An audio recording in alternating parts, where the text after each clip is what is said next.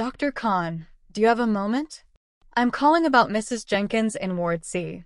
She's been admitted with community-acquired pneumonia, and we've been managing her oxygen saturations with nasal prongs. Her chest physiotherapy is ongoing, and she's tolerating oral fluids well. However, over the last hour, her saturations have dropped from 94% to 88% on 4 liters of oxygen. Her respiratory rate has also climbed from 22 to 30 breaths per minute, and she's using accessory muscles. She's looking quite distressed now, and her cough is becoming less effective, more of a weak, wet sound. That's a significant deterioration, Mihira. Is there any stridor or wheezing? Any changes in her level of consciousness? No stridor or wheezing, Dr. Khan. She's fully alert and oriented, but she's clearly working hard to breathe. The drop in oxygen saturation and the increased work of breathing are my main concerns. I'm wondering if we should consider escalating her oxygen delivery to a non-rebreather mask, or perhaps even high-flow nasal cannula. I've already prepared the non-rebreather. Good thinking, Mihira. Given the rapid decline in saturations and the evident respiratory distress, a non-rebreather mask is definitely indicated. I'll be right there to assess her and review the chest X-ray.